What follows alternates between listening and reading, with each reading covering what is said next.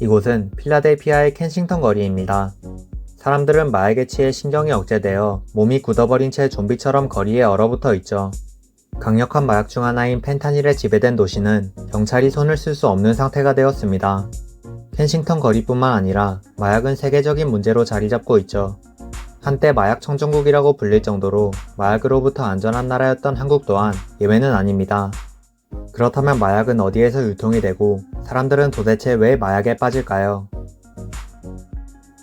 최근 몇 년 동안 세계적으로 마약이 활성화되면서 한국 또한 다양한 마약이 밀반입되고 있습니다. 2023년 기준 마약 적발 인원은 2만 명이 넘을 정도로 한국 또한 마약의 위험을 받고 있죠. 이는 10년 전과 비교하면 2배 이상 증가한 수치입니다. 이 중 34%는 20대이고 미성년자인 10대 역시 5%를 넘기고 있죠. 최근에는 유명한 클럽에서 다량의 주사기가 나오는 등 집단 마약 사례도 흔하게 발생하고 있습니다. 기본적으로 마약은 국내 제조보다 해외에서 밀반입되는 경우가 많습니다. 항만이나 공항을 통해 밀수되는 경우가 많고 최근에는 국제 택배를 이용한 사례도 적발되고 있죠.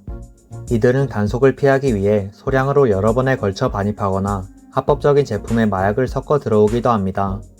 개인 단위로는 마약 규제가 비교적 덜한 동남아시아 등을 통해 반입하는 경우도 많죠. 이렇게 들어온 마약은 다크웹이나 SNS에서 거래가 활성화됩니다. 특별한 규제가 없는 텔레그램이나 트위터 같은 SNS에서는 은어와 비밀 채팅 등을 통해 쉽게 마약을 거래할 수 있죠. 심지어 요즘에는 특정 편의점이나 공중화장실 같은 곳에 마약을 숨겨두고 돈을 입금한 사람이 찾아가는 방식까지 등장하고 있습니다. 이런 연령 제한이 없는 SNS 때문에 10대 또한 마약에 쉽게 노출되고 있죠. 청소년과 20대 젊은 층에서는 한 번쯤은 괜찮다라는 생각으로 접근하는 경우가 많습니다.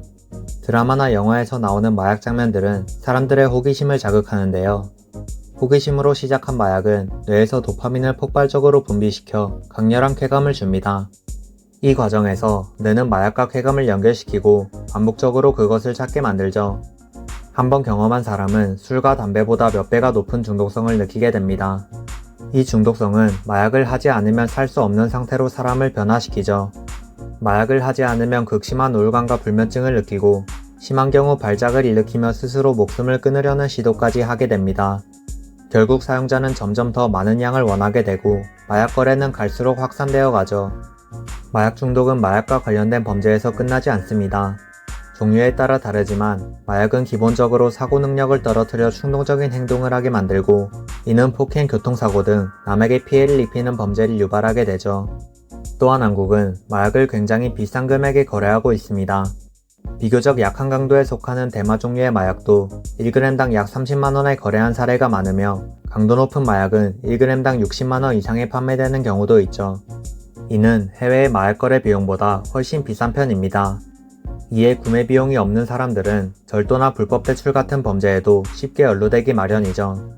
또한 마약은 높은 사회적 비용으로 이어집니다. 보건복지부 자료에 따르면 마약으로 인한 사회적 비용은 수조 원에 달하고 있죠. 중독자들의 치료비뿐만 아니라 법원의 수사와 재판 비용, 피해자 보상 비용 등 마약은 막대한 사회적 비용을 유발하고 있습니다. 마약 중독은 재범률 또한 매우 높아 밑 빠진 독에 물 붓기라는 말이 나올 정도로 많은 세금이 반복적으로 소모되고 있죠. 그렇다면 이런 문제를 해결하기 위해서는 어떻게 해야 할까요? 가장 좋은 해결책은 유통 경로에 대한 규제를 강화하는 것입니다. 앞서 말씀드렸듯이 마약은 담배의 몇 배 이상에 달하는 중독성을 가지고 있습니다. 즉 한번 접하게 되면 거의 끊을 수 없다는 것이죠. 또한 이미 국내에 반입된 마약은 언제든지 SNS로 거래할 수가 있고 해외가 소유하고 있는 플랫폼에서 활동하는 것을 막는 것은 현재로서 어렵습니다. 해외에서는 인공지능을 활용하여 마약 거래 암호를 실시간으로 추적하는 경우도 있지만 아직 국내에서는 활성화되어 있지 않죠. 동남아시아 등의 보안이 취약한 나라에서 반입되는 물품에 대한 단속을 강화하고 국제 택배에 대한 정밀 검사를 진행하는 등 사전 검열을 위한 노력이 필요합니다. 현재 한국은 마약 중독자를 위한 상담 프로그램이 체계적으로 운영되고 있지만 이미 마약에 빠진 사람들은 뇌의 화학적인 변화로 인해 마약을 끊을 수 없는 상황에 놓인 경우가 많죠. 마약보다 중독성이 훨씬 덜한 담배조차 끊지 못하고 있는 사람들이 너무나도 많습니다. 즉 마약은 이러한 사후 대처보다는 사전 차단이 필요한 문제라는 것이죠. 마약이 국가 전체를 위기로 빠뜨렸던 아편 전쟁이 보여주듯 마약은 국가 차원에서 치명적인 사회 문제로 다가오고 있습니다. 규제 강화를 통해 마약 밀반입을 지속적으로 감소시켜야 할 시기라고 생각합니다. 이번 영상은 여기까지입니다. 좋은 일만 가득하시길 바랍니다.